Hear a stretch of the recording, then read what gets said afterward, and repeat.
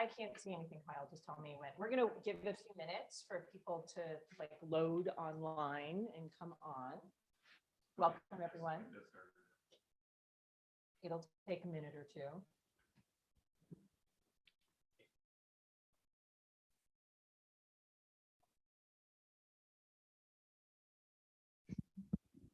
Did you guys find snacks? The Skin Center left us some snacks. There's coffee, there's a couple of cookies if you're fast. First one there. That's my grad student. Watch it goes.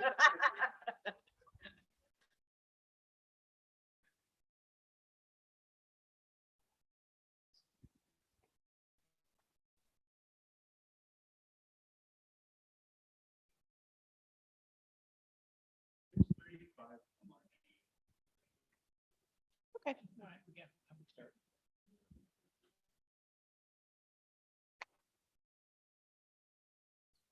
But all the cool people are just getting here, so.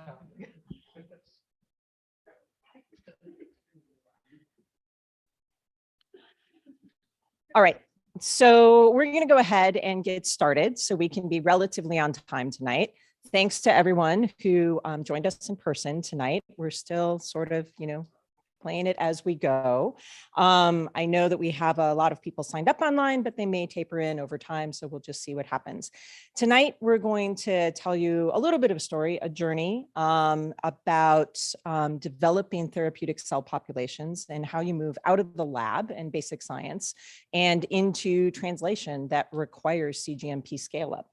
So I call this a hitchhiker's guide because I'm really the hitchhiker here. When I started my lab at UCI, my lab worked on questions about the immune system and its role in spinal cord injury.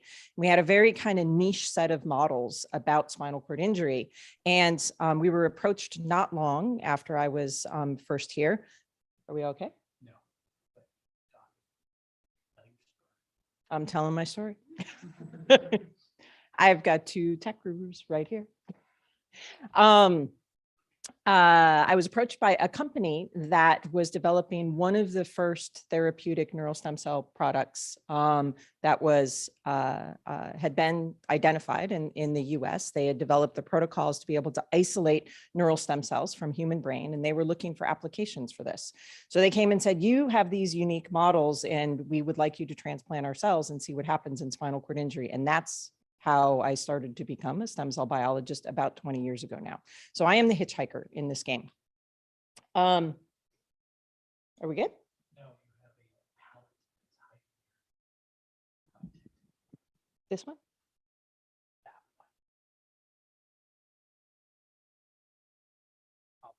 one. Okay, kill this though.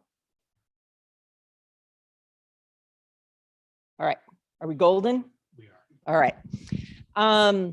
So that's our story. And along with that, we happen to be in the process of building out and completing a good manufacturing practice GMP facility here at UCI. So joining me, we will have the director of that facility, Roberta Marino, who is new to UCI and is integrally involved in terms of setting up that processing facility. We're going to tell you between us a little bit about my story with spinal cord injury and stem cells and her role in developing that CGMP facility. We're super excited about here, and UCI has made a huge investment in. So I am Aileen Anderson. For those of you who haven't met me, I'm the director of the UCI Sue and Bill Gross Stem Cell Research Center here. I have my PhD from the University of California, Irvine. After a short sojourn out to Harvard, I came back here just about 20 years ago and started my lab. And you just heard the backstory to that. Roberta, you are online. Can you say a few words about yourself by way of introduction? Yes. Hi, how are you, Aileen? Hi, everybody. So I'm Roberta Marino, the new CGMP director for UCI, and I'm originally from Brazil, São Paulo, and I developed my PhD in pediatric science, regenerative medicine. I came to US to develop my postdoc fellowship at the Children's Hospital of Philadelphia, and then I went to Madison, Wisconsin as well for my fellowship, and I joined St. Jude as a scientist, and after many years, actually pretty much like 7 years or so, I joined the CGMP facility at St. Jude, and as a senior scientist and working on the process development and manufacture of cell and gene therapy products. That's Roberta. And now I'm going to hide her again until we come to her part of the presentation. There we go. Okay, so a couple of words just to start with. Here we go. First, a huge thank you, particularly tonight. Roberta unfortunately couldn't be here this evening, so we're doing this remote but dual presentation, remote to in-person. Brian Cummings and Kyle Good have been hugely at work over the last 30 minutes, problem solving our audio problems. Thank you, Zoom, for upgrading once again. But it looks like we are all settled now. And of course, Judy Beck, who is our Master of Communications in the center, who's at the back. We couldn't do these things without her. How can I help? I'm going to start out with this slide for the center. The most important thing you can do is be here tonight, participate in some way, sign up, follow our newsletter, follow us on Facebook, visit our website and hear more about us. And of course, we are always looking for the community to participate by making a gift or contributing via philanthropy. And if you're interested in that, we urge you to contact Amber Harness. A critical thing is that research, while it drives not just the UCI economy, the US economy, a very small amount of philanthropic gifts actually go to academic research. And so that's something that we're always trying to encourage here at UCI. A couple of words on format. We're going to do our speaker presentations because of the hybrid mode without taking questions from the audience. But at the end, we will come back and try and answer all of the questions that you have, either the people here in the room or those that are participating by online. If you're online, you can put your questions into the Q&A box. We'll be monitoring that at the end and doing a moderated discussion to try and be sure that we cover as many of those as possible. So with that, I'm going to start my introduction. So I mentioned how this Hitchhiker's Guide began. So first, I'm going to start out by talking just a moment about spinal cord injury and cell transplantation and how that works. So this, you guys should be able to see my cursor both online and in the audience, is the site of the spinal cord injury, a cartoon of that. And what happens in most people with spinal cord injuries, there's a contusion or a compression that causes an injury site that goes necrotic. In other words, all the cells that are there die over time, and that results in a loss of connection. We can't send signals from our brain down our spinal cord to our muscles, and sending sensory information from your periphery, your legs and your arms is disrupted. Those signals don't get up to the brain. So we get a connection block, partial or complete. It depends upon the level of the injury. And there's a complex set of things that go wrong that involve the inflammation that occurs in the system, the inflammatory response. As I mentioned, that's what I started by studying in my lab, and the loss of those fibers, those connections, and the insulation around them over time. So this is a dynamic environment. It changes over time. There are a lot of things that go wrong, but it was viewed early on as having a lot of potential to think about cell therapeutics because you lose a population of cells. And it seemed like an idea that if you could just replace that population or make the ones that are spared work better, that this would be a good target. Hence the application or the attempt to apply, as I mentioned, some of these early neural stem cell therapeutics to spinal cord injury is a problem. And in fact, my lab and others with Brian Cummings, who's here tonight, showed early on that in fact, you can transplant human neural stem cells into the injured spinal cord and get a pretty good amount of repair, certainly in animal models. So you can see on the left side here, this is an animal that received a vehicle. And if you look, her forelimbs and her hind limbs are not able to move together. And her hind limbs can't always take steps. She misses a lot of steps. But the cell transplanted animal on the opposite side, the right side as you're facing the screen, this animal is consistently placing with their hind limbs, and they're able to maintain a one-to-one pattern of locomotion between their forelimbs and their hind limbs. That is a lot of recovery in a mouse animal model to go from incomplete or incapacity to be able to step, to be able to move fully with coordination. So this was pretty exciting when we first had this data. And it led within 8 years of that initial video being taken to actually a first in human clinical trial for spinal cord injury with these human neural stem cell populations. We targeted thoracic spinal cord injury, and the design of the clinical trial looked like this. So I'm not going to walk through this all in detail. We had a lot of safety data on these cells, so we were able to do what's called allometric scaling. So we took the dose that had worked in a mouse and calculated what an equivalent size of dose would be for a human spinal cord and gave that to these individuals with spinal cord injury. That was 20 million cells for the human subjects that were transplanted, 12 subjects with a thoracic injury. So this is anywhere along the spinal column, sort of in the middle. And we targeted this chronic period, 3 to 12 months after injury. The most important thing about this kind of early clinical trial, which was a phase 1/2 combined, is you're looking for first safety.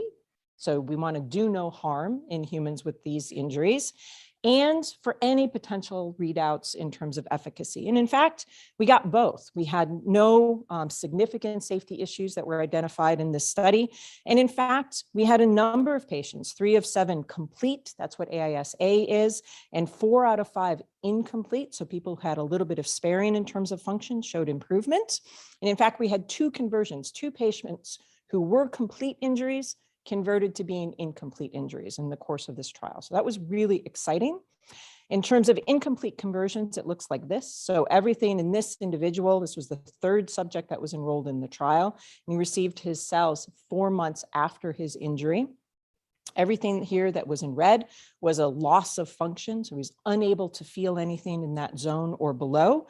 But after about 6 months, he had converted to partial sensation all throughout his trunk. So this was really exciting. In fact, long-term follow-up of these subjects over 6 to 10 years after these initial transplants resulted in a pretty good consensus that that damaged spinal cord is a suitable target, as you can see here, for cell transplantation. And that's what a phase 1/2 trial is. We didn't know if we could do these kinds of injections into the human spinal cord at a dose that had any therapeutic potential in a safe way, in a way that would be well tolerated by the subjects. So again, even in long-term follow-up, this was pretty exciting data. But along that path, what we found was that this isn't always the case. And here is where the story of CGMP and manufacturing begins. So in a follow-up set of studies where we were attempting, Dr. Cummings and I, to move this work from thoracic spinal cord injury to cervical spinal cord injury, there were some changes made at the company that we were working with. We got cells that were intended to go to clinical trial that in our hands, in our animal models, didn't work. And this was wildly distressing to us, as you can imagine. We published a set of papers. We had some very public disagreements about what was going on in terms of those cells, because in our hands, all of the preclinical efficacy data with those new cells that had been manufactured failed.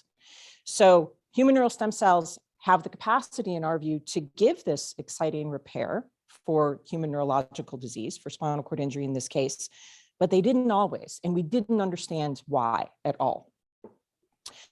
So one of the first things I want to have you take home tonight is that understanding why stem cells work and why they behave in specific ways is really important, not just from a mechanistic point of view for understanding how those cells work, but in terms of clinical translation. And in our opinion at that time, we were very concerned that the translational failure that we were seeing in our hands, our preclinical work, had to do with scale up and how the cells were being manufactured. And that launched us down the path of thinking about that a whole big bunch. And so with that, I want to introduce to you the idea of what good practice is in terms of working in lab at both the preclinical and the clinical translation stages, and what a regulatory environment is and how important that is in terms of anything that we do with cell or regenerative medicine in terms of translation, trying to move towards human disease. So those of you who've seen me give a talk here before in other contexts are kind of familiar probably with this leader. And this is the idea that all the research that we do here at an academic institution moves from bench on towards bedside, right? So very basic science discovery on into what we hope will be clinical translation. And that's just illustrated here. The first step is our very basic idea, right? Our discovery research that we do at the lab. The second step is when we as basic scientists or clinical scientists are trying to move through the steps that are going to prove the potential for repair, for an effect in an animal model, for example, right? And then a third step would be, as I just showed you, moving on into clinical trial, an early stage clinical trial to see if those data hold up and to see if there's a good safety profile that would warrant going further. But I want to bring out a point here in terms of cellular therapeutics in particular and some of the limitations that we have with those. So in everything that I showed you about a study that is a preclinical study in animal models, we're using 100,000 cells total per animal. So here a mouse is our subject, tens of subjects, right? 15, maybe 20 animals in a study. So maybe 20 million cells total for an entire preclinical study. But when we talk about clinical translation, as I mentioned, right, we were able to do allometric scaling. So that's 20 million cells per subject, in that case a human, hundreds of subjects. So you get pretty quickly to upwards of 10 billion cells or more that you might have to manufacture. So let's think about that for a second. This is what we call scale up, and this is a huge problem in terms of cell therapies and why it's so important to think about this in advance. So if we visualize these numbers as pennies that are stacked on top of one another, what's the difference between 1 million and 10 billion? 1 million is about a mile in distance of pennies. That's the distance that you would walk if you were to walk across this campus to the other side of campus from where you're standing right now. 1 billion would be the distance if you line those up from here to Denver, and then do that 10 times. And that's what we're talking about in terms of scale up. It's a massive difference, right? And so this is critically important in the case of cell therapeutics and cell manufacturing. So if we come back to our slide here, where we're talking about discovery steps and the third step to clinical trial, you can think pretty quickly that that's going to require some extensive regulatory considerations in order to be able to do it responsibly and in order to be able to do it well. And that's because we have to worry about patient safety, that do no harm issue. We have to worry about the consistency of that cell manufacture. It's not going to happen overnight, right? To get from a starting single cell population on up into the billions to be able to deliver in a clinical perspective and to ensure the safety of our cellular products. And so I am going to pause there, and Roberta, who I'm going to make large, is going to tell you and give about good laboratory practice, good manufacturing practice, and good clinical practice, and give you an introduction to what CGMP means. Roberta, you're on.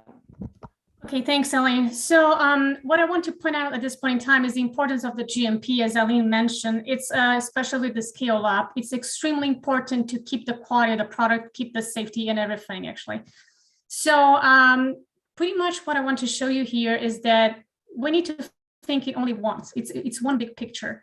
So regarding the good laboratory practice, it's extremely important for you to have all your research well documented in case you need to go back. In case you haven't somebody come for an audit, you need to have that really well documented so you can prove everything that you need.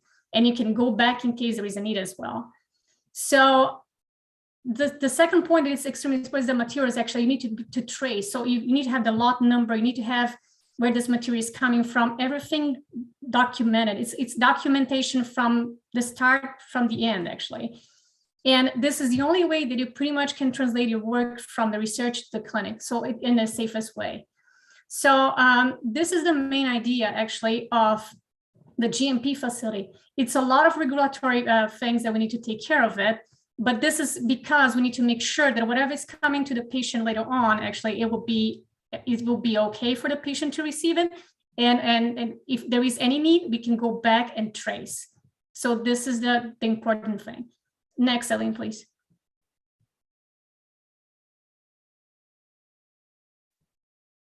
So the meaning of the GTP compared with the GMP, actually, what this means. So the GTP, which is the good tissue practice, it's pretty much that we need to kind of like ensure that the products are not contaminated during the manufacturing. So this is the idea.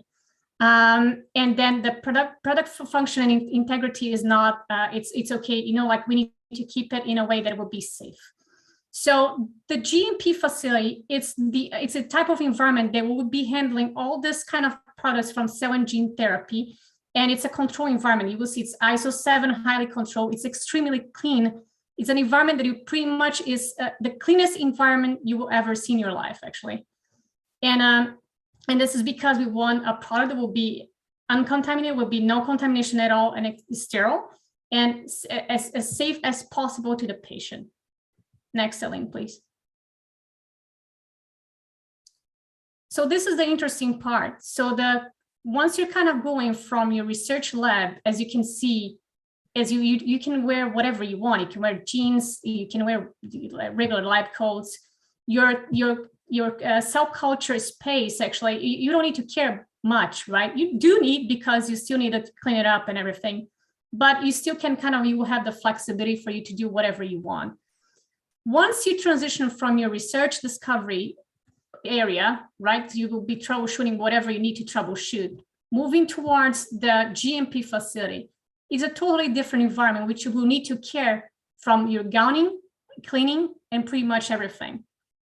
So this is the beauty of it. So when you move from your lab, your regular lab, and then you transition from your lab to the GMP facility, it's a total different world, which is a world that you need to care as much as with the minimum things, from cleaning to gowning, and to make sure that every single thing that you write it down, it's well documented in a way that you can trace back.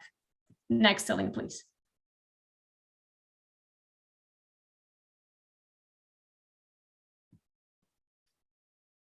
So in a way, I think the way that I see the GMP facility is the same way as I see pretty much like a philharmonic, actually, which you will have your conductor, you will have the violin, you will have, every single, the cello, everybody playing different instruments.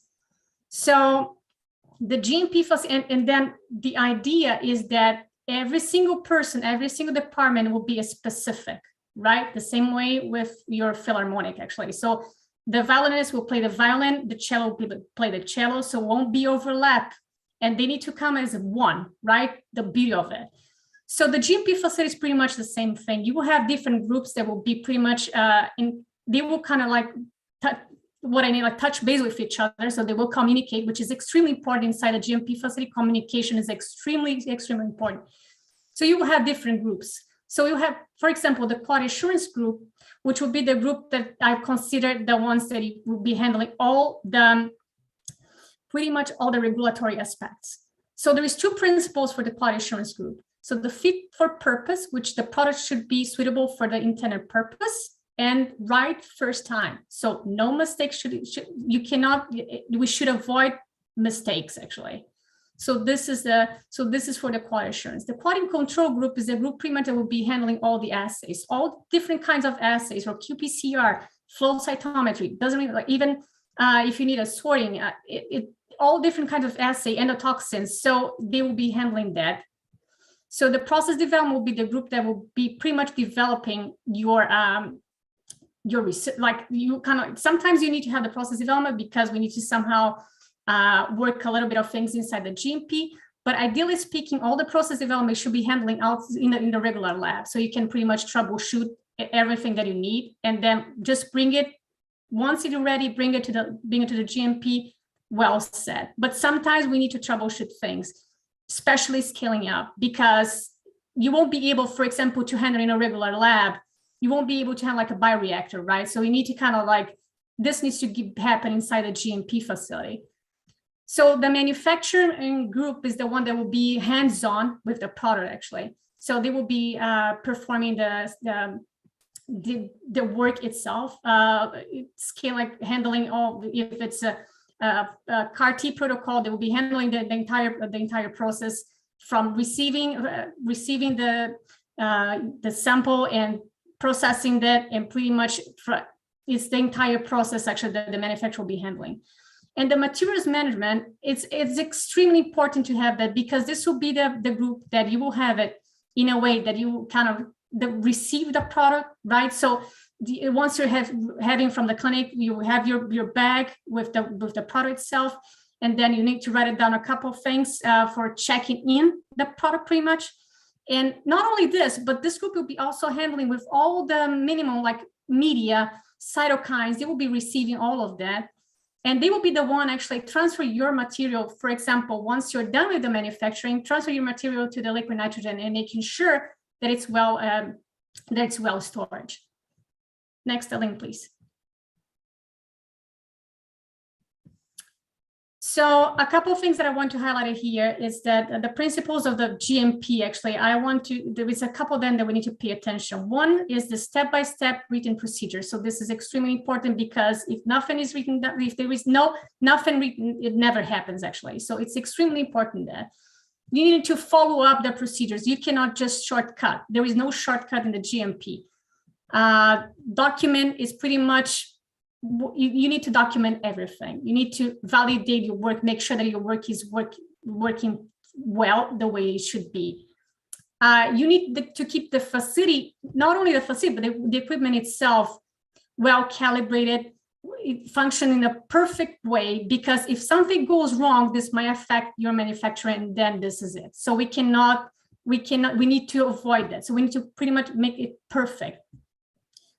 And the other important thing is that we need to, from time to time, we need to kind of like the personnel itself, we need to work on a competency. So they need to receive proper training, not only on the SOPs, but proper training. Let's say if they're performing like a cell isolation from time to time, even though if they do this as a routine actually thing, they need to kind of go back and kind of like perform everything again, because, and then we need to document it and make sure, okay, this is good for 1 year, sign, date, and make it sure that we can keep the record for any kind of future need.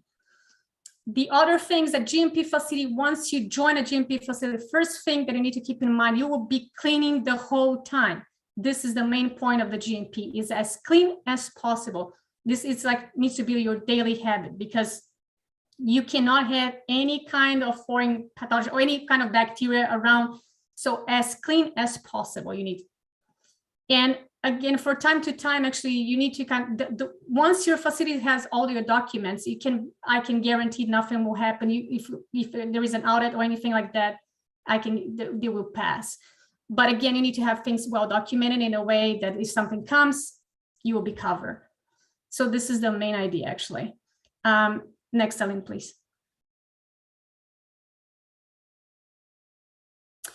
So this is just one slide I want to show, is that this is people also might mention there was a lot of CAR-T protocols around, and I just want to point one thing where we started, the GMP when we started actually. So this is an example of a patient which will be receiving a CD19 CAR-T for B, acute lymphoblastic leukemia. So the sample will come to the GMP facility and we will kind of receive it. QA will get involved, materials manager will get involved, manufacturer director will get involved. So everybody's involved on the receiving part, actually, to make sure that every single piece of the paperwork is well documented, and we do have everything before starting any kind of procedure. So we need to have the consent from the patient. So everything needs to be there before touching the product, actually. So once we do have the product in our hands, we will thaw it. Normally we receive as a frozen. So we'll thaw the product, we'll select the cell CD4s and CD8, activate the cells. Then we'll modify with the lentivirus, we'll expand them. Normally, this is the way that we are normally working on it. Check bioprofile to make sure that the cells are proliferating in a good way, lactose, glucose, measurements. On day 7, actually, it's a harvest day. So then we will perform all different kinds of assays, sterility tests, endotoxin, to make sure that the sample is perfect for infusion, cryopreserve, and once the patient is ready, ship it to the patient, they will receive that. So this is the way it normally works. Like for this kind of protocol, it takes like normally 7 days, and it's extremely time consuming actually right now. This is not an automated way to go. So we do have other techniques right now, especially what's interesting that just came out. It's like the Children's Hospital of Philadelphia. It's creating like a 24 hours protocol, which is amazing actually. So this is another thing that we need to kind of keep in mind. So we're still trying to improve that to kind of reduce the time, right? So creating like an automated system for that. And the labeling part, which is extremely important. So we need to kind of think on a label. So once we are in the GMP facility, you need to we need to follow the ISBT labeling system. So this will provide all kinds of different information. So what the product is, what type of percentage of DMSO, prior preservation. So until when we can use the product. Sometimes we do have the ABO information, and then it's useful because you can pretty much match with the document and say, okay, this is from the patient. It's a double checking procedure that we normally do. So this is so this is the way that we should follow, actually. So follow the ISBT guidance. Next, Aileen, please. So this is just for us to have a general idea what CERM and the Alpha Stem Cell Clinic Network. So we do have multiple trials going on. There are a couple of them that will be on phase 3 trials in different. So we do have from ALS, we do have cancer, SCID, and I want to point it out here how important it's extremely important for us to move. If we want to move from bench to bedside, actually, not, but we need to kind of have a GMP facility to make sure that we can accomplish and make all these trials somehow happen, actually. So we need to kind of keep the things moving and applying in multiple directions. Next, Aileen, please. Okay, that's my cue to come back. Sorry, Roberta, I'm going to send you away again into the ether. There you go. And so with all of that kind of background, let's come back to this particular question. Understanding why stem cells behave in specific ways and why it is important for basic science, and as I've tried to show you, for clinical translation. So this is the part we want to talk about. What's next in the case of spinal cord injury? And to answer that, I need to back up one step and tell you a little bit more about stem cells and the environments they occupy and the things that influence them. So all stem cells occupy a place in the environment that's a very specific kind of place. We call it a niche. And that niche is illustrated here in a more constructionist kind of niche. Your basic stem cell and your basic niche. It's a place that that cell sits in, and it's listening to the signals, to the structure that's around it. But that niche is not always the same. It can vary over time, and it might be different depending upon a different cell. So it can look different in terms of structure. It can be in various stages of being broken down or damaged, like in the case of the injured spinal cord.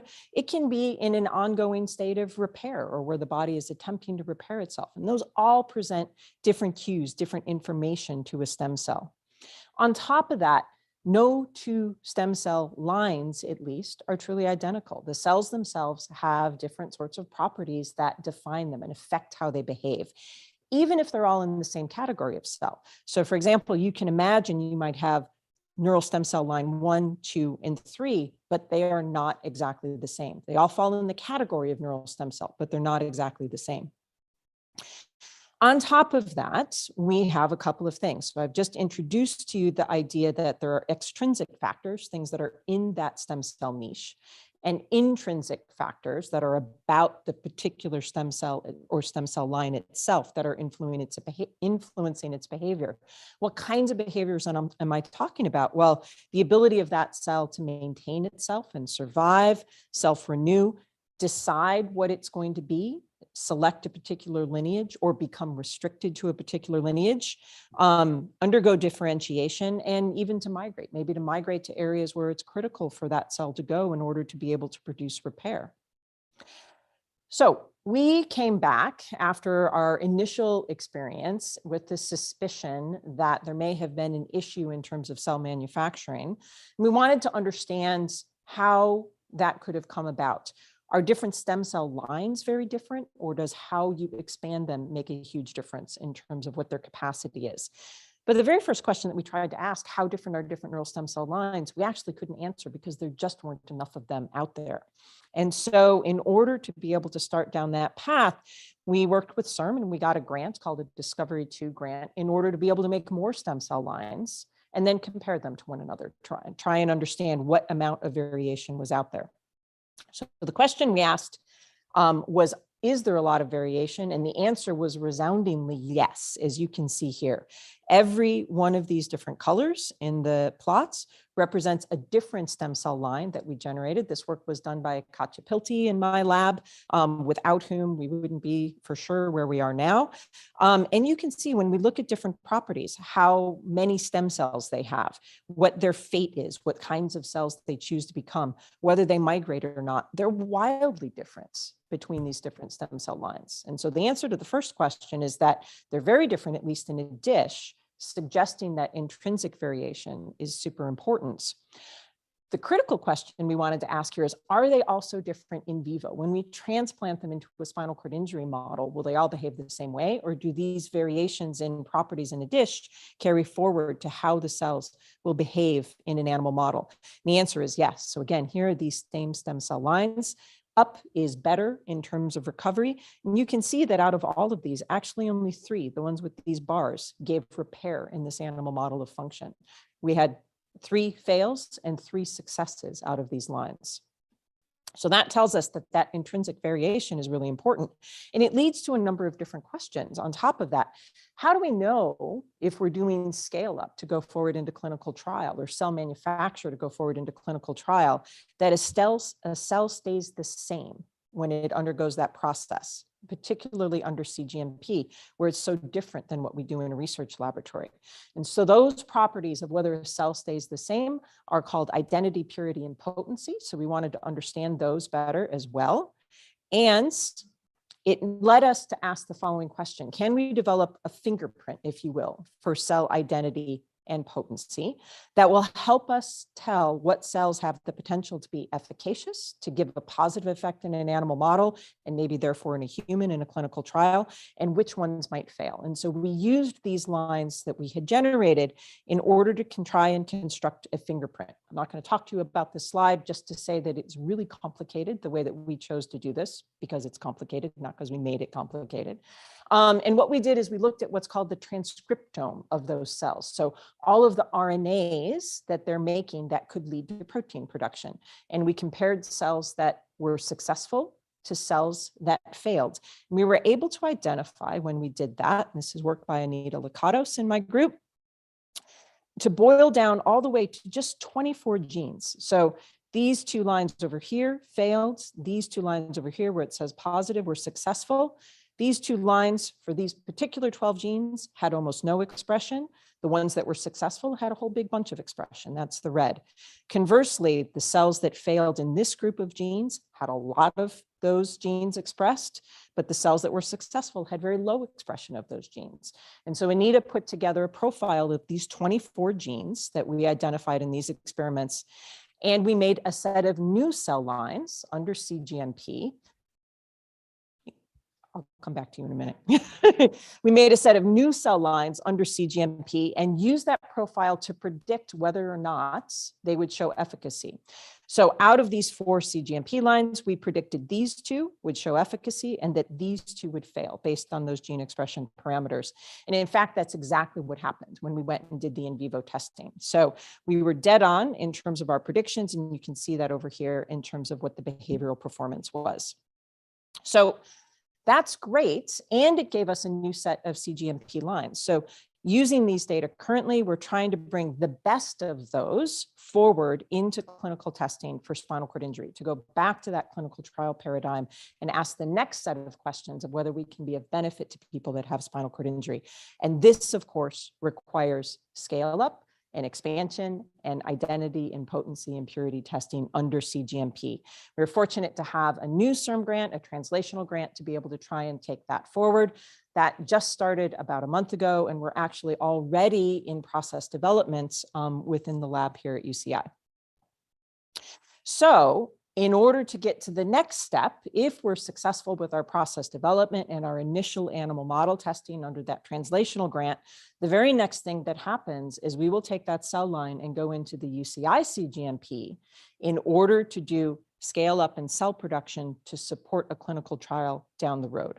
And so here I'm going to turn it back to Roberta to be able to introduce you to the UCI CGMP, so you can get a feeling for what that is all about. Roberta, it's you. Sounds great. So, so here I just want to show you all in California area. So that we do have some GMP facilities at UC Davis, UCSF who opened one in 2022, UCLA and City of Hope, UC San Diego, and then UCI. It's pretty much around the corner. So we need to keep in mind that it's not only in California. This is just for us to have a general idea, but we do have GMP facilities all over the place in US, which is facilitate. So the idea is, like, for example, if they have something on the East Coast, is for you to cover pretty much all the trials that is going on in that area. And if you're coming toward the West Coast, it's the same idea. So as closer if you from your center, actually. So you don't have any problem with shipping. If there is anything, shipping wise will be much closer. So it's great. So every single place has one. The southern like Texas at Baylor. So so we do have other places as well, but in California we do have a couple of them, Northern California and Southern California, that we can at this point in time. Next, Aileen, please. So this is our CGMP facility. So the area which is I will say greenish somehow like a light green, it's a GMP facility. We will have a total of pretty much 7 manufacturer suites in a way that will be ISO 7. So this will be for us to do the manufacturers for the products. So we can do pretty much the idea is we can do 2 products at the same time. So this is still okay for us to do it. We just need to kind of like make sure that we will have everything well documented in a way that we can separate things, and it should be okay to do that. So it's pretty much we will be kind of like serve UCI faculty members and external organization as well, commercial and industry clients. And the important thing actually that I want to highlight here, which is extremely interesting and it will be a plus for our facility, is that we will be performing training program for undergraduate students and grad students and postdoc fellows as well. So this is something that it's in our, this is something that we want to implement, and will be a plus because they will learn actually what's going, the way that a GMP facility works. And this is something that I will say right now it's a need, because a lot of people that I already spoke with, they want to get involved and they don't know how to get involved. So this will be something that UCI will be providing to this training program. Next, Aileen, please. So our manufacturing capabilities, we will be doing the technology transfer, which it's basically whatever it's going on in the regular lab. Somebody from the facility, actually normally could be myself or the senior scientist that will be involved with that. We'll kind of like talk to the PI and make sure that we can transfer all the technology up in a perfect way. And then once we transfer the technology, actually we can start performing the manufacturing inside the facility. So we'll be we will be kind of providing also mammalian cell banking, so master cell bank and working cell bank, creation and validation of it. Also will be the process development and optimization. I will be helping, and my group will be helping with IND support. So this is something that related to the CMCs that we'll be working on in collaboration with the faculty as well. And from a GMP perspective, we'll be handling iPS cells, CAR-T and NK cell therapies, adult stem cells and progenitor cells, which we include neural and retinal stem cells, and also providing quality control service. Actually, if there is a need for anything, we'll be providing that service as well. Next, Aileen, please. Okay, and so with that, I'm going to say thanks on behalf of Roberta and myself to all of you for attending tonight. I did just want to highlight a couple of people, several of whom are in the room tonight. Josh David, stand up, take a bow.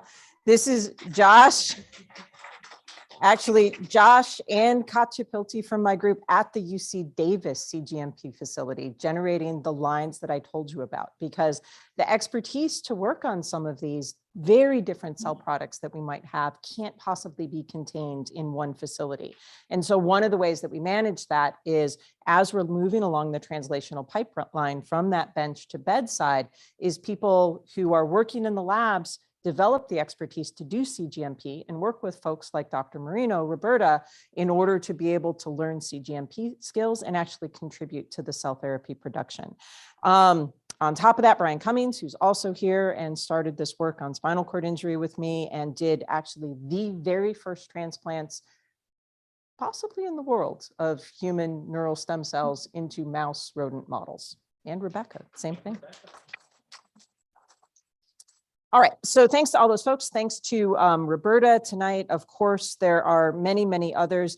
UC Davis, we could not have done this work without how phenomenal the UC Davis CGMP facility was. It's one of the reasons that we're so very excited to have this getting off the ground at UCI to help not just me, but lots of other investigators here in terms of our internal pipeline. And as you saw, the many clinical trials that CIRM has sponsored over the last 10 years, and which we anticipate are only going to expand going forward. And so for UCI to be able to have a CGMP facility and really integrally be a part of that is hugely exciting.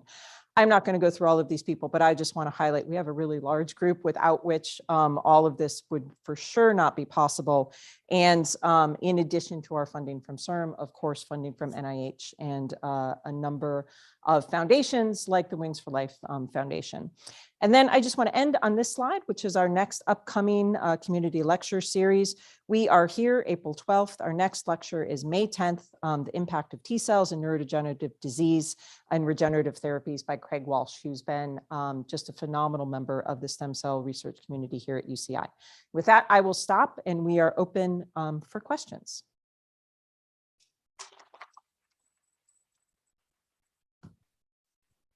I'm going to cheat and look at the chat box a little bit. Any questions from the audience first? You guys who showed up get dibs. Perfect. You got it.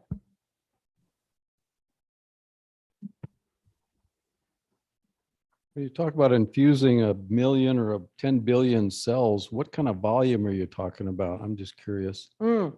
So in animal models, I'll give you some scale, some perspective there. When we put 100,000 cells into a mouse spinal cord, we do that in 1 microliter, 250 nanoliters in 4 injection sites.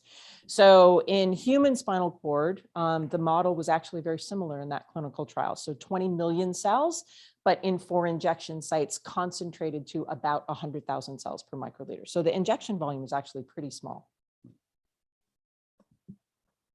Great question, though. Got one over here, Brad. Oh, sorry. Fantastic talk. Thank you very much for your time. So in animal studies, where do you envision from the academic lab to the GMP facility that we would be required on? What level of GLP, GMP would we be required for like a pivotal animal study to support an IND or an IDE, for example? So that's a great question. And so we had that one slide up there that kind of highlighted good laboratory practice and good manufacturing practice and good clinical practice, right? So good laboratory practice means things like, in fact, we were just talking about this in my group today. It means things like, you know, keeping incredibly detailed notes and backing those up. In fact, in the strictest criteria, you know, you have to follow the weights of your animals every day. You get your lab notebooks and those tracking sheets and the standard operating protocols that you've established all in writing in advance, as Roberta was talking about. Those might get signed off every day or every week to make sure that all of the data is being tracked. So in the early stages of research, when we're doing true discovery research, hopefully we're all keeping really good detailed laboratory notebooks, right? But we know that that doesn't always happen around us. But as soon as you move into a replication study or something that has the potential to become a part of a study that is submitted to the FDA as a part of an IND application, an investigational new drug application, and cell therapeutics fall under that category, then you're talking about providing thousands of pages of original data. And it all has to be tracked and carefully signed off. And it takes a lot of extra personnel to be able to do that. But the cells don't have to be GMP. The cells don't have to be GMP at that point. So your pivotal preclinical data does not necessarily have to be done with the GMP products. Now, Brian and I would argue that that's actually a weakness of the system. In fact, we have published reviews on this, saying that we feel like that's a weakness of the system, that because of the issues that we've talked about tonight and how critical scale up and cell manufacture and processing is, and maintaining cell identity and purity and potency is, how do you really know that you got to an efficacious product at the end of that massive expansion that you're doing to get to a clinical cell lot, unless you go back and test it again? So I think if you're going to invest $1 million or more in that process, you should spend 100,000 to go back and make sure that it actually still works in your animal model. Not a requirement. Go to someone on the screen. So let's see. Takumi Takahashi says, for animal studies leading to clinical studies, what level was required? Oh, it's sort of an overlapping question. Do you think we can rationalize not using GMP for animal studies involving an analogous product and not a human product? So yes, I think we kind of addressed this already, but I think the one thing that I would add that can be a little bit of a twist, at least in terms of studies that are for human neurological diseases and conditions, is that oftentimes there has been a very logical pressure, a lot of discussion in the field about using large animal models or non-human primate models to add an intermediate step before you go to a clinical trial, right? So one of the problems with doing mouse spinal cord studies is our mice are about that big, right? So the scale of what has to happen for a cell to be efficacious is completely different when you go to human spinal cord injury. And so a mini pig model, something that has like a bigger area to be able to work through, is something that we have struggled with the field for how to think about that. Because the corollary problem is that we actually now have fairly good models of spinal cord injury in mini pigs, but assessing their behavior and their locomotor function, right, is a little bit problematic. And so there are challenges at all of these scales. So do I think you should have to do a pivotal study in mini pigs with your GMP cell products? That's your clinical lot? No. Right. But I think you should have to do some sort of efficacy testing before, as a part of your release testing for that cell product. All right. Rick Robertson says, do you think the future of stem cell therapy will be patient derived?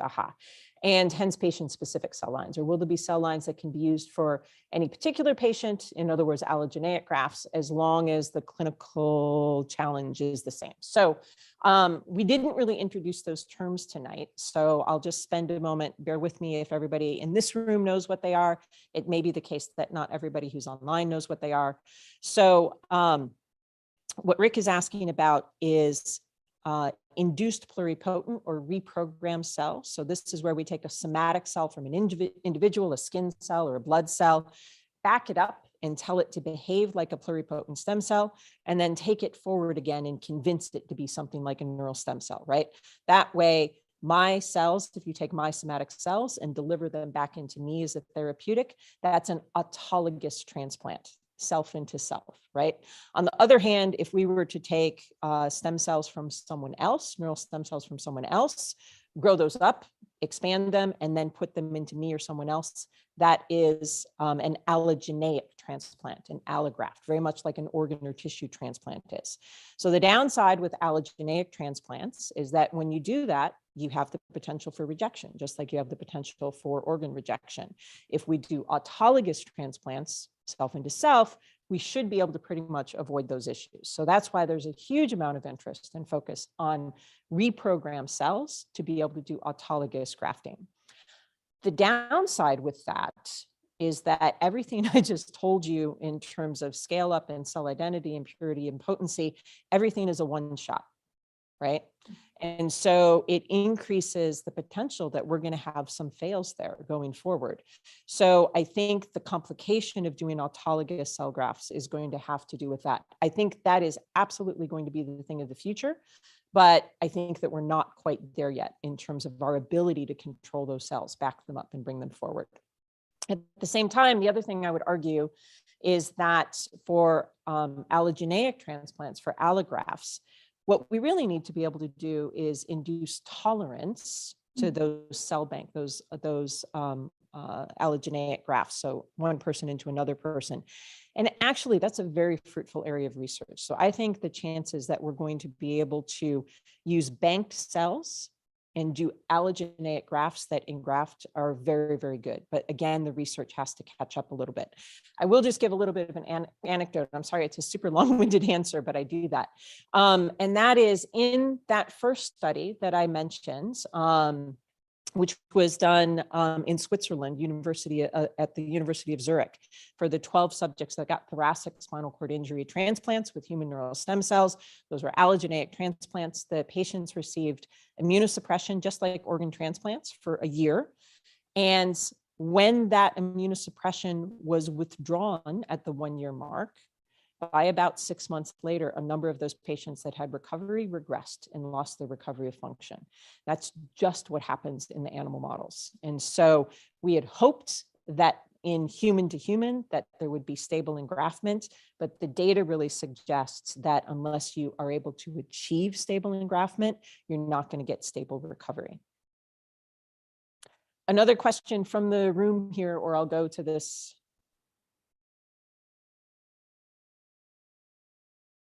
No dice, really? All right. Greg Brewer says, what is the source for human neural stem cells? What sources have you studied to determine which works better? Well, we have studied induced pluripotent cells, reprogrammed cells, ES-derived cells, and fetal tissue-derived neural stem cells. Out of those, fetal tissue-derived neural stem cells works hands down the best in our hands. We have yet to have success in our hands, in our models, with an induced pluripotent stem cell, a reprogrammed somatic cell developed neural stem cell product. In fact, what we get really efficiently is tumor formation, which is very disappointing and not something that you want to have in the clinic.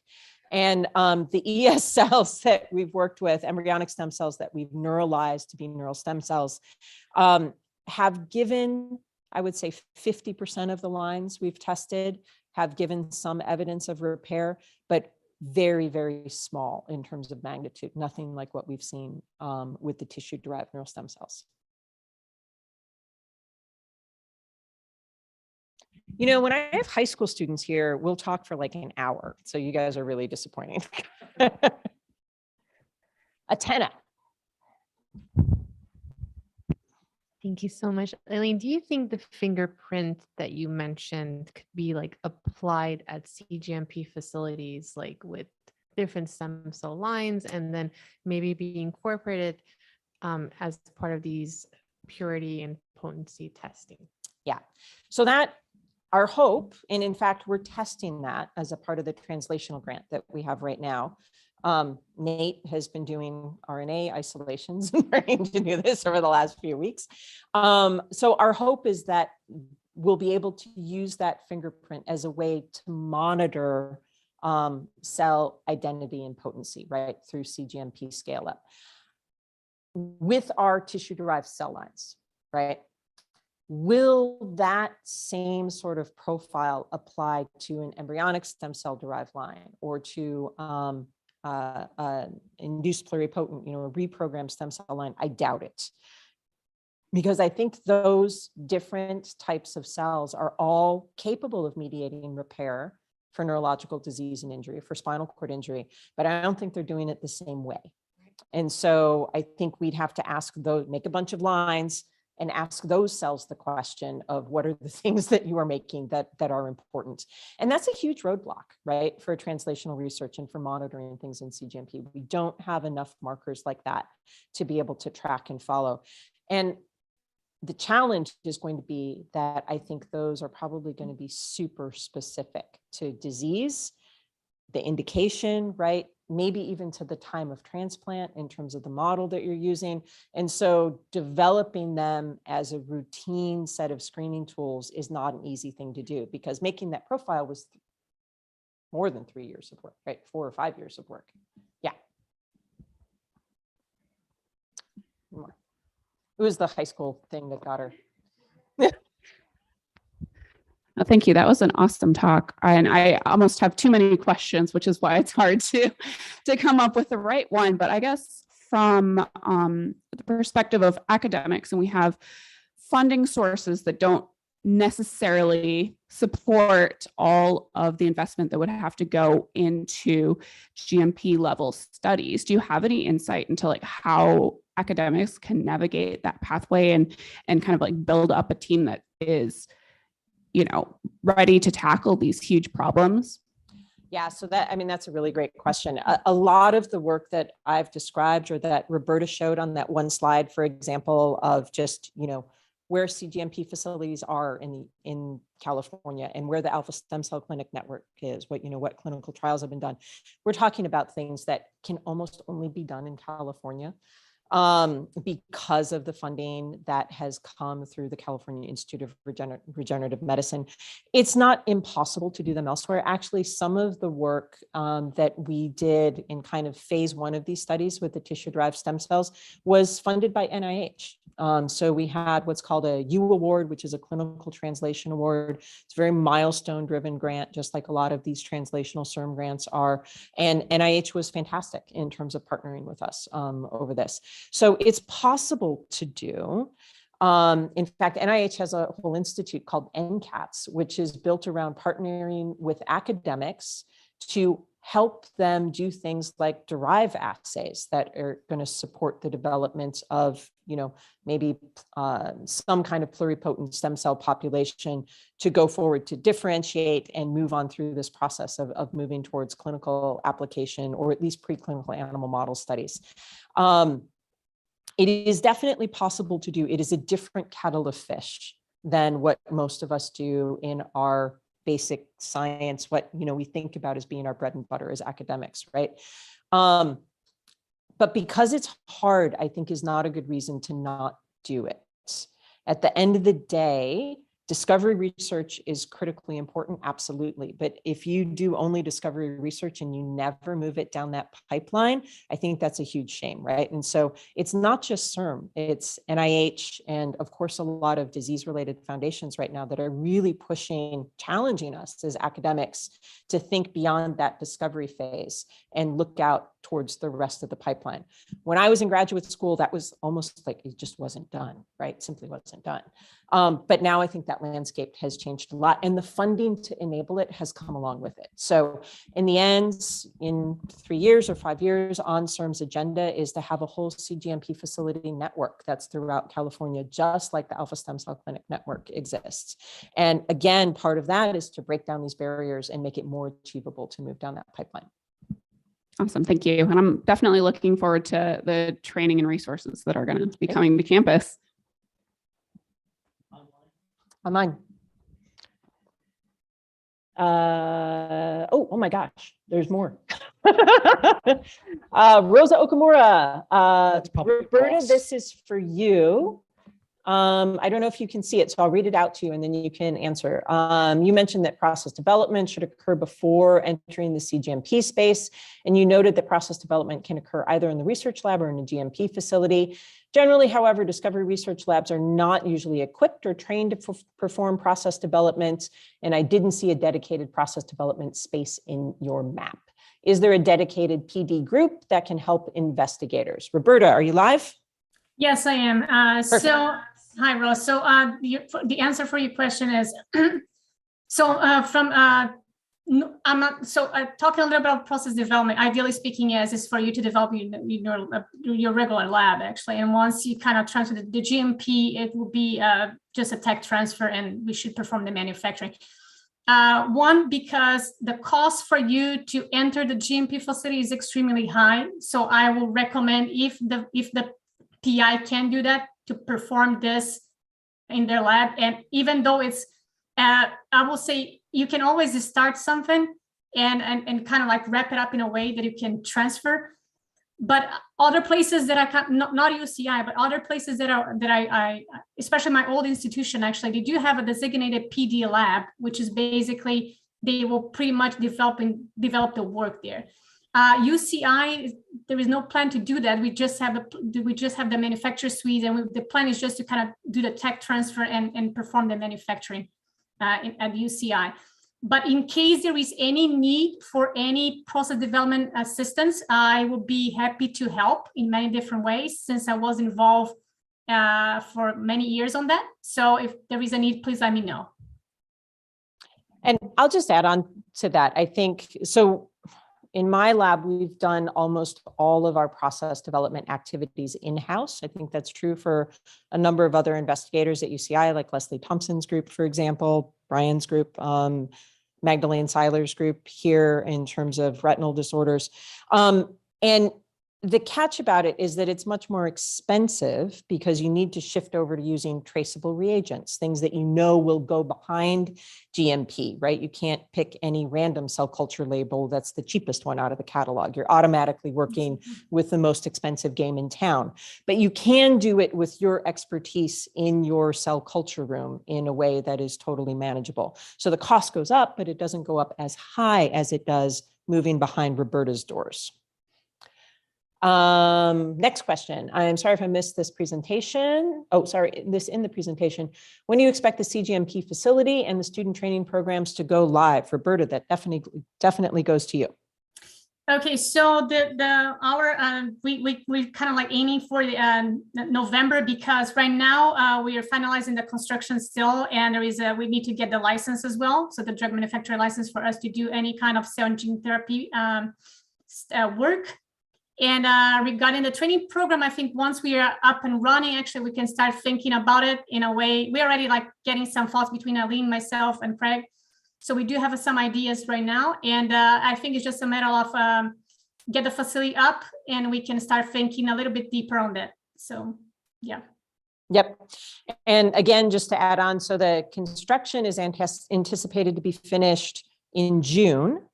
And the licensing will be going on in the meantime, so the facility will go live as soon as possible after that. The follow-up question is whether international organizations, I'm assuming you mean academic organizations or students, would be able to participate in training.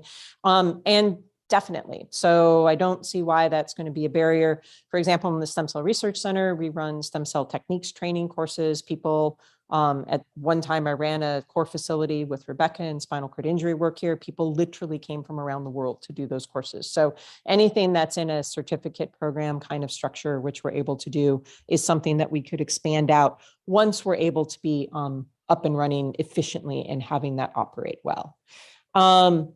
Next, are stem cells injected along with specific factors that can enhance survival, growth, differentiation, et cetera? So I'll field that one. In our case, so let me back up one step. There are a couple of labs, Mark Tuzinski's most prominently at UCI San Diego, who have used pluripotent derived cells to make neuralized cells, neural stem cells, transplanted in the case of spinal cord injury in order to get repair. And they use a very different model. So they take their stem cells, they inject them into the epicenter. We don't do that.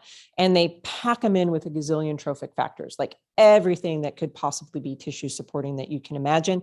They get really robust engraftment, really robust growth of those cells. We did not do that. So only thing that our animals get are cells in a little bit of media and really small numbers of cells as well. When we started these studies, we were, trying to ask that really basic science question of whether, because believe it or not, at the time Brian did those first injections, whether you could make a chimeric mouse, right? So chimeric means a mouse that has human cells that has engrafted into the central nervous system in a way that's contributing to circuitry. And nobody had done that. We didn't know that yet. So from that very basic question came all of these translational things that came downstream, right? So our question at that point was, can these cells engraft? And we're like, hey, they do it really well. Oh my gosh, these animals are getting better, right? And we stuck with that paradigm pretty much through. Next one to you, Roberta. I was curious how Dr. Marino gets her donations of T cells. How are donors selected? Oh, that's great. So this is talking about one of the things that happens in a GMP facility, generation of CAR Ts as a potential cancer therapeutic. Of course, that's been really exciting over the last few years. So Roberta, take it away. Yeah, so this will be pretty much the trials that will be coming. So selection-wise, this will depend on the clinical trial, the protocol. And then we should expect the sample to come from the cell processing lab, which will be, so the cell processing lab will be a lab that will be performing, they will get the apheresis and everything cryopreserved, and then we'll transfer to the GMP facility. And then from there, we can do all the manipulations on it. So this is the idea of the T cells. Perfect. And next question from the audience, Dr. Sid Golub, for those of you who don't know, is our director emeritus here. He is asking, there are many community medical practitioners offering some form of claimed stem cells for therapy. Will the UCI CGMP facility be providing cells to these stem cell clinics? And the answer to that is absolutely not. So those direct-to-consumer marketing clinics, if you haven't seen any of those videos, we have a number up on our website where we've talked about that to the public. That is something that happens outside the domain of a clinical trial. What we're talking about here in terms of our CGMP is going to be supporting IND enabling or IND activities that are a part of FDA authorized clinical trials with early stage cell therapeutics to test them and decide whether or not they have efficacy and can move forward. The critical difference between that and direct-to-consumer marketing is the evidence-based part, and we want to make sure that we stay in that domain. Errol asks, CGMP looks and feels a lot like the early days of semiconductor fabrication. That's pretty true, actually. The driving app that drove manufacturing process in the semiconductor industry was the microprocessor. What could some of the driving apps be in terms of cell therapy? Oh, that's a wonderful question. Roberta, do you want to take that? Like, what technological advances do you see that could be a game changer? So I will say the way that we're seeing, like, especially the cell therapy at this point in time is thinking towards 3D culture, which is pretty much what people are doing, which is extremely interesting. And not only this, we're kind of like going towards an automated system, right? So we want to first to somehow minimize the time. So time is important because time is money, right? So this is another thing. And we want to minimize contamination. We need to minimize the time. And this is another thing that it's going towards that direction as well. So a couple of things that we are paying attention at this point in time that it will be interesting to see in the future. Yeah, and I think that issue of automation is something that is particularly hot right now. The other part I would add to that, partly because in the Stem Cell Center here, we've recently added a number of hires that are in the cell and tissue engineering space. So I think the other advances we expect are about biomaterials, not just bioreactors or automated processing, right? But like layering on biomaterials and things that come out of the bioengineering space, and also 3D organ tissue, like organoid systems as potential sort of next generation cell therapies. Jackie Tidball asks, Roberta, to you, if in terms of the CGMP facility, how is this going to work from a practical perspective? I'm just kind of reducing her question down here. Menu of items, a consult, how do you get quotes? Like, how will things work in terms of moving forward for people that are already here at UCI or potentially companies, right, that would want to come in and be able to make use of these services? Hi, Jackie. So the idea is so we are coming up with a web page that will provide a couple informations regarding what we'll be offering from a service and a cost and everything. So this will help UCI members and actually our external members to kind of figure things out and see which way they want to go, and actually equipments as well. So providing what we do have and capability and everything. So this is the idea. Actually, we will provide it. All right, I'm going to give people in the audience a chance to ask a question because we've been doing a lot of onlines. I'm just doing a gander around. Perfect. Hey, I was just wondering, in diseases that have like diverse presentations from patient to patient, I think there's been more of a push towards things like personalized medicine. I was just wondering how you see that playing into the manufacturing process, if at all, especially with like autologous therapies. Yeah, that is a great question. So we have, in case anyone doesn't know, a new Institute for Precision Health here at UCI, which has a number of divisions within it. It's super exciting in terms of investments by the College of Health Sciences, because this is absolutely the wave of the future, right? In terms of where things are going, not just here, but everywhere. I think there are a number of ways where that has already played out in terms of CGMP. I could answer that, but Roberta, you might want to. Roberta, I wonder, do you want to comment, for example, on severe combined immunodeficiency in SCID? Because I know that's something that you've already worked with. Yeah, so I worked in the past with any different kinds of protocol for CAR T cells. And to be honest, even though we have like different, this was autologous, right? This was for kids. So pretty much they kind of like, we never had any issues with the manufacturing, though, even though we had like different patients. So it was, at the end was nothing actually. We always have the same, even from a viability standpoint. So the product has the incoming product has a good viability. This is another thing that it's important though. We won't have any issues with viability later on. So I think we can think in a different direction. It's not because we're having different donors actually that might affect the manufacturing. This is not, I never saw something like this in my entire practice.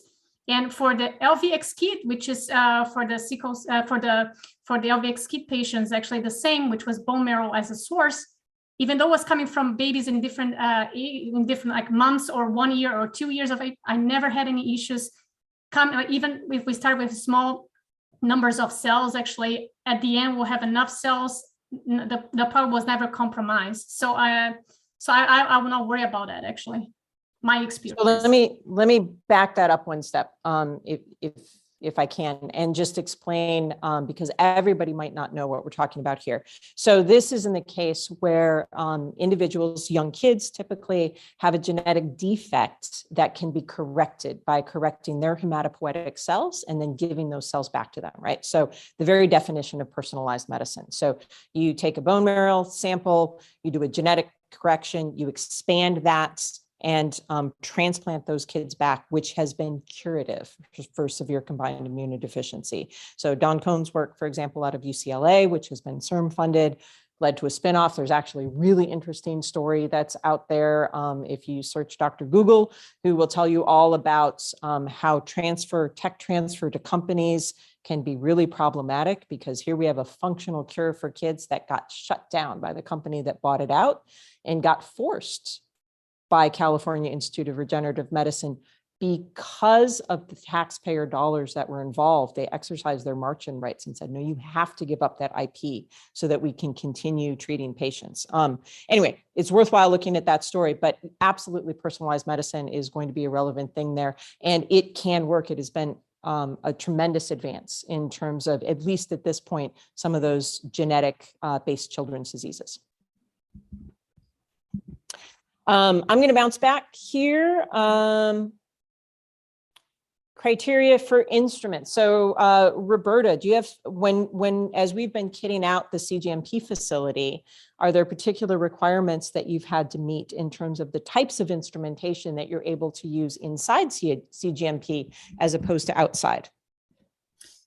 Yeah, so normally, so for example, for an electroporator, I'm looking for something like for MaxSite, which is already approved from the FDA. So I will say it's not all equipment that we can have it inside the GMP facility. In case we need to adapt, which I heard this from Dr. Bauer from UC Davis, that he adapt the fax area. It will take a paperwork for us to submit it in case we want to do something like that. But right now, actually, we do have a lot of equipment that we can use inside the GMP, and will be in compliance, so we won't have any issues with that. All right.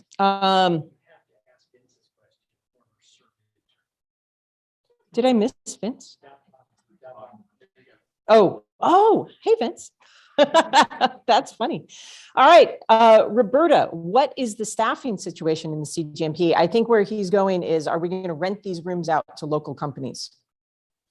So right now, I already met with several different groups, even from inside UCI and outside UCI. There is a couple people that it's interesting. I did not close anything at this point in time because we're still planning things around. So I will say, we are open for everybody. The idea is for us to provide any kind of service and open for everybody. And it's just like, if you do have something that you feel it's you want to bring it to the GMP, please let me know. We can help, and this is the main idea.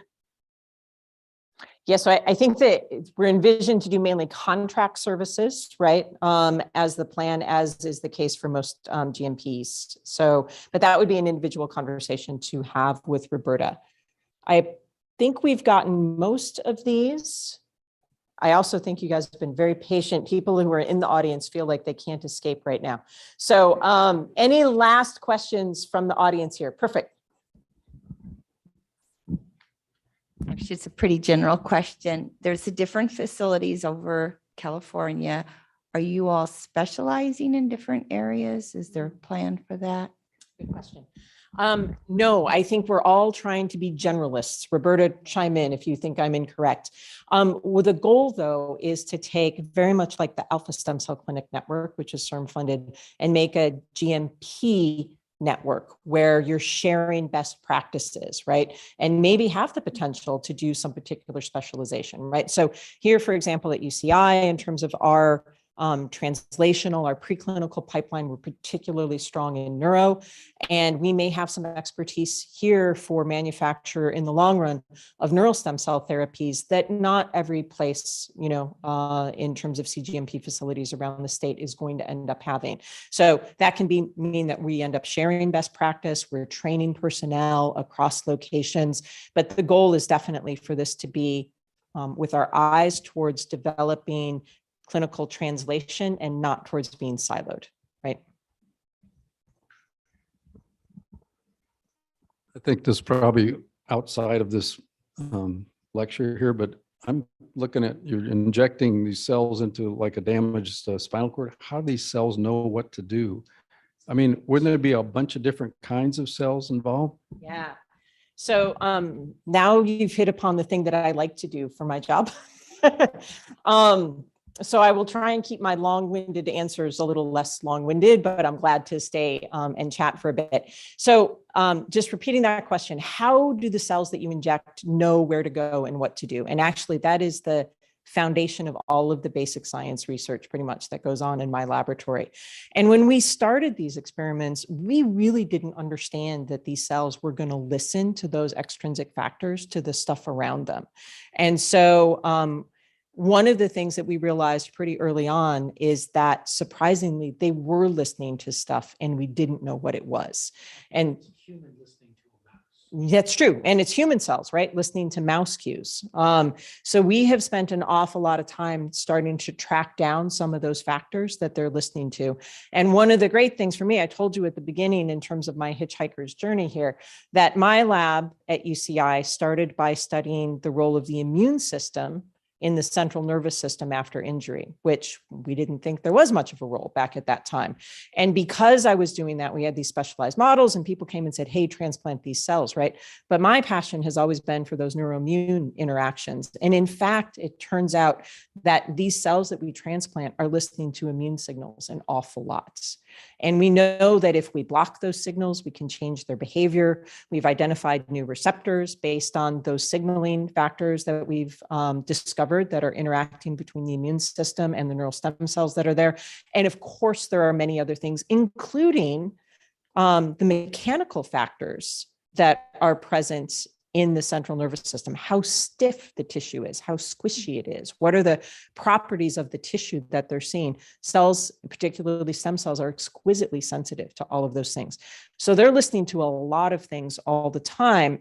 And as we start to make progress in this field for therapeutic cells in spinal cord and in other areas, those are some of the things that we need to understand better, because unless we understand them well, we're not going to be able to get to optimized cells with the potential to be the best therapies we can develop. Before you wrap up, Jerry Hugh has been very patient. Jerry, you've been very patient. Will the banking service also be available for somatic cells, IV for a somatic cell product? Or is it only available for banking human cells? Well, yeah. So Roberta, go ahead, please. Yes, so it will be available for somatic cells as well. So we should be fine to bank them as well. Yep. Yep, but I think you have no plans to bank animal products, correct? Correct. Yeah, no Yes. animal products inside the, yeah. Yeah. That would be a hard line. Exactly. All right. Thanks to everyone for joining us tonight. Thanks to people here. Thanks for everyone who stuck with us online. Good night.